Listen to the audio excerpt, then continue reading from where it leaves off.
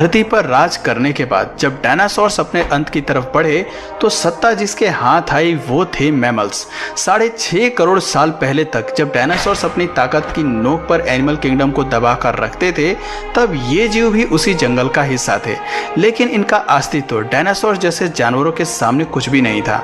उन्हें ताकत में जीत पाना भले ही इनके लिए असंभव था, लेकिन आने वाला भविष्य इनके नाम लिखा जा चुका था। दोस्तों 6 करोड़ साल पहले एस्टेरॉयड की तबाही डायनासोर्स की मौत अपने साथ लेकर आया।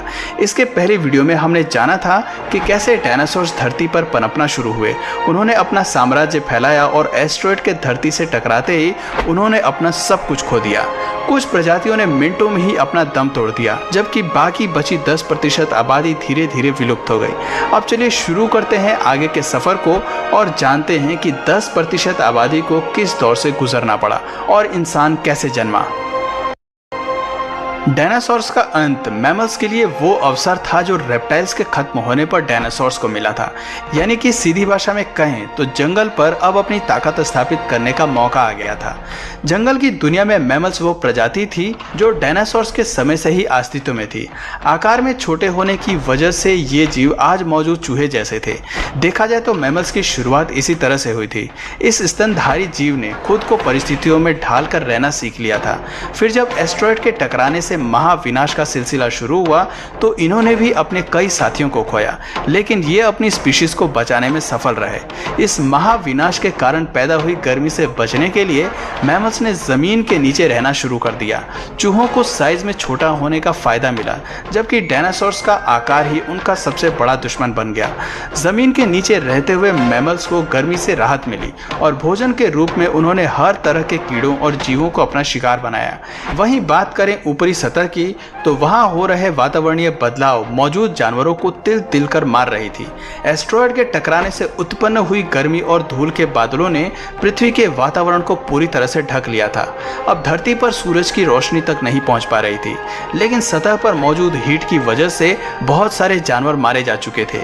कई सालों तक जब ये सिलसिला जारी रहा तो पेड़ पौधे पूरी तरह से नष्ट हो गए। प्रकृति का बनाया इकोसिस्टम हिल गया। सूरज की रोशनी ना मिल पाने के कारण धीरे धीरे पृथ्वी ठंडी होती चली गई। लेकिन अब तक डायनासोर्स की आबादी धरती से विलुप्त हो चुकी थी। बचे थे तो केवल 5% जानवर, जिनमें से ज्यादातर मैमल्स के परिवार से संबंध रखते थे। महाप्रलय के प्रभावों के थम जाने के बाद धूल के बादलों ने छटना शुरू किया। धरती पर एक बार फिर वातावरण ने सामान्य होना शुरू किया। पृथ्वी पर इकोसिस्टम फिर से अपने पुराने फेज में आने लगा। इस दौर में मैमल्स की प्रजाति केवल 5% तक सीमित थी, लेकिन एडेप्टिव रेडिएशन के चलते ये मैमल्स इवॉल्व होना शुरू हो गए और इनमें से कई नई प्रजातियों ने जन्म लेना शुरू किया। इस प्रक्रिया में लगभग 5.5 करोड़ साल पहले बंदरों ने जन्म लिया। आपको बता दें कि शुरुआती बंदरों की शारीरिक बनावट आज से काफी अलग थी। इनके मुख पर आंखें आगे की ओर थी और शरीर छोटा था, लेकिन ये शारीरिक बनावट ज्यादा समय तक एक जैसी नहीं रहने वाली थी। इयोसीन इपोक के इस टाइम पीरियड में प्राइमेट्स के सर में एक अहम एवोल्यूशन हुआ, जिसकी वजह से इनके स्पाइनल कॉर्ड में भी बदलाव आया और ये चारों पैरों की बजाय 2 पैरों पर खड़ा होना सीख गए। खैर, प्राइमेट्स के अलावा एवोल्यूशन धरती पर मौजूद पेड़ पौधों और वातावरण में भी हो रहा था। वो पूरी तरह एक नॉर्मल फॉर्म में आ चुके थे और धरती का तापमान 24 डिग्री सेल्सियस तक पहुंच चुका था। करीब 4.5 करोड़ साल पहले बदलाव के चलते ही हमारे दिन 24 घंटे के हो गए। इसके साथ ही हमारी टेक्टोनिक प्लेट्स में भी हलचल हुई। अब तक हमारे सभी द्वीप अपनी अपनी स्थिति पर थे। केवल एक और नई संरचना होना बाकी थी, जिसके तहत 2 बड़े महाद्वीप अपनी जगह से खिसक कर एक दूसरे के करीब आ गए। ये वही द्वीप थे जिन्हें आज हम भारत के नाम से जानते हैं। भारत ने अफ्रीका से अलग होकर एशिया तक पहुंचने में कई लाखों करोड़ों साल लगाए। ऐसे में जब ये टेक्टोनिक प्लेट्स एशिया से जा मिली तो हिमालयन रेंज का निर्माण हुआ। इस निर्माण में कई ऐसी श्रृंखला विकसित हुई जिसके चलते उत्तर में भारत की भौगोलिक स्थिति बदल गई। इसके साथ ही मौसम के पैटर्न में भी भारी बदलाव आया। इस टकराव के चलते दुनिया के सबसे बड़े माउंटेन माउंट एवरेस्ट का भी निर्माण हुआ और इसके निर्माण के साथ ही ये तय हो गया कि आने वाले भविष्य में भारत में कई बड़ी नदियों का भी निर्माण होने वाला है, जो इस पूरे द्वीप की फॉर्मेशन को काफी हद तक बदलने वाला था। खैर, जहां एक तरफ धरती के हर द्वीप में विकास शुरू हो चुका था, वहीं दूसरी तरफ एवोल्यूशन की होड़ में जानवर भी अपने आप को काफी हद तक बदल रहे थे। द्वीप को अपने मौजूदा स्थिति में पहुंचने पर जंगलों में भारी गिरावट आ रही थी और मुख्य रूप से ग्रासलैंड्स का निर्माण हो रहा था। उधर जानवर भी घास के मैदानों में रहने के लिए एडॉप्ट हो रहे थे और साथ ही साथ नई प्रजातियों का भी विकास हो रहा था जो ग्रासलैंड्स में अपना दबदबा बनाने की कोशिश कर रहे थे। पुराने मैमल्स में भले ही दूसरे जानवरों को मारकर खाने की क्षमता नहीं थी, लेकिन अब विकसित मैमल्स ने दूसरे जानवरों का शिकार करके उन्हें मार गिराने की ताकत विकसित कर ली थी और वो दूसरे जानवरों पर अपना दबदबा बनाने में भी कायम हो रहे थे। अब जंगल में मैमल्स की वही स्थिति थी जो कभी धरती पर राज करने वाले डायनासोर्स की हुआ करती थी। लगभग 1 करोड़ साल पहले धरती अपने उस स्वरूप में आ चुकी थी जैसे कि वो आज हमें दिखाई देती है। वातावरण से लेकर पेड़ पौधों तक सब कुछ अपने फुली इवॉल्व रूप में थे। कहने को तो धरती पर सब कुछ था, लेकिन अब भी एक प्रजाति थी जो धरती से गायब थी और वो प्रजाति आने वाले भविष्य में पृथ्वी के इतिहास को बदलने वाली थी।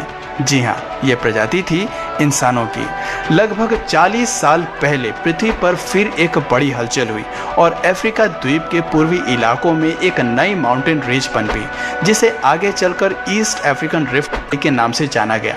इस पर्वत श्रृंखला के निर्माण से केवल भौगोलिक स्थिति में बदलाव नहीं आया, बल्कि मौसमी हवा भी बदल गई। वहाँ मौजूद जंगल में हवा का प्रवाह कम हो गया, जिससे मौसमी हवा वहाँ नहीं पहुँच पाई और नमी की कमी से जंगलों ने सूखना शुरू कर दिया। बारिश ना होने की वजह से अफ्रीका का ये क्षेत्र काफ़ी ड्राई हो गया, लेकिन इस जंगल में रहने वाले जानवरों ने हार नहीं मानी। अफ्रीका के इसी क्षेत्र में रहते थे पिरोल इथिपिकस, जो आगे चलकर हमारे पूर्वज कहलाए। पेड़ पर रहने वाले ये बंदर एक टहनी से दूसरे पर जाने के लिए अपने आगे के हाथों का सहारा लेते थे और कभी कभी पेड़ों पर 2 पैरों पर भी खड़े हो जाते थे। हालांकि ये अभी तक जमीन पर नहीं चल पाए थे, लेकिन इनमें खड़े होने की क्षमता पहले से ही विकसित हो चुकी थी। इससे पता चलता है कि 2 पैरों पर चलना इंसानों की नहीं बल्कि एप्स की खोज थी। फर्क सिर्फ इतना था कि वो पेड़ों पर रहते थे, लेकिन जलवायु परिवर्तन के चलते जल्दी ही जमीन पर उतरने वाले थे। इनमें से कई प्रजातियां चिंपैंजी के रूप में विकसित हुईं, तो कुछ इंसान बनने के लिए विकसित हो गईं। इनकी आने वाली पीढ़ियों ने खुद को बनाने के लिए और अपने विस्तार के लिए पेड़ों से निकलकर जमीन का रुख अपनाया। आर्डिपिथिकस रेमेडीज ही वो पहले एप्स थे जो भोजन और एक नए घर की तलाश में पेड़ों से उतरकर जमीन पर आए। लाखों सालों के इस एवोल्यूशन में एप्स अफ्रीका के हर क्षेत्र में फैल गए थे, लेकिन इनके हाथ अभी भी काफी लंबे थे। पेड़ों पर इधर उधर झूलने की वजह से इनके हाथ का आकार बिल्कुल टांगों की तरह ही था। ऐसे में कई हजार साल तक विकास से गुजर जाने के बाद इनके शारीरिक ढांचे में काफी कुछ बदलाव आने लगा था। अब ये 2 पैरों पर बेहतर तरीके से चल सकते थे और ज्यादा से ज्यादा एनर्जी बचा सकते थे। ऐसे में ये ज्यादा दूर तक नजर रख सकते थे, अपने लिए भोजन खोज सकते थे और हाथ की मदद से उन्हें खा भी सकते थे। समय के साथ साथ विकास की ये प्रक्रिया चलती रही, जिससे एप्स के शारीरिक ढांचे के साथ उनके स्कल की बनावट में भी बदलाव होता गया। पहले जो सर आकार में छोटा था, अब वो बढ़ता गया। 23 लाख साल पहले होमो हेबिलिस वो पूर्वज थे जिनके दिमाग का आकार बढ़ गया। आकार बढ़ने की वजह से ये जान गए कि बुद्धि को किस तरह से अपने सर्वाइवल के लिए इस्तेमाल किया जा सकता है। बुद्धि का कमाल दिखाते हुए सबसे पहले हमारे पूर्वजों ने पत्थर को हथियार के रूप में शार्प करना सीखा। जैसे ही उनकी ये तरकीब काम आई, होमो हेबिलिस जान गए कि पत्थर को कैसे हथियार के रूप में इस्तेमाल किया जा सकता है। जैसे जैसे ये जीव हथियार को इस्तेमाल में लाए, उनके हाथों की उंगलियों और अंगूठों को भी मजबूती मिलनी शुरू हो गई।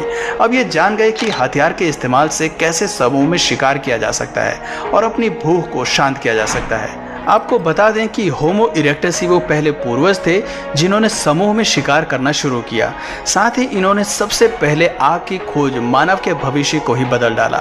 हम सभी जानते हैं कि मानव इतिहास में आग की खोज सबसे बड़ी खोज थी। आग के इस्तेमाल से होमो इरेक्टस जल्दी ही मांस को पकाकर खाना सीख गए। आग ने हमारे पूर्वजों को केवल ठंडी से सुरक्षा ही नहीं दी, बल्कि दिमाग के इस्तेमाल के लिए उन्हें प्रोत्साहित भी किया। अगर आप सोच रहे हैं कि कैसे, तो आपको बता दें कि आग के इस्तेमाल से भोजन को चबाने में लगने वाली ऊर्जा कम हो गई। अब वो अपनी इस ऊर्जा को बुद्धि के विकास के लिए इस्तेमाल करने लगे, जिसकी वजह से आने वाली पीढ़ियां बड़े दिमाग के साथ पैदा हुई। एक बड़े दिमाग के साथ लगभग 2 लाख साल पहले इंसान अपने आज के रूप में विकसित हो गए। उनकी आवाज की नली भी अलग ढांचे में विकसित हो गई, जिसकी वजह से वो अलग तरह की आवाज निकाल सकता था और अपने लोगों के साथ संचार कर सकता था। एक बार आवाज विकसित करने के बाद अब इंसान अपनी बात को दूसरों तक पहुंचाने लगा और धीरे धीरे एक सामाजिक ढांचे में रहना सीख रहा था। हालांकि हम अपने आज के रूप में आ चुके थे, लेकिन कई आविष्कार अभी भी बाकी थे। अपने लिए एक समाज, घर और नगर का निर्माण करना बाकी था। कहने को आज भले ही मनुष्य अपनी एडवांस स्टेट में है, लेकिन आज भी एवोल्यूशन जारी है। मनुष्य आज भी बदल रहा है और उसका एवोल्यूशन जारी है। पर अब इस पूरी और अगर तुम लोग नए हो तो सब्सक्राइब करो, वो जो लाल वाला बटन है उस पर फूट फेंक के मारो या फिर मोमबत्ती, मुझे नहीं पता, बस क्लिक हो जाना चाहिए।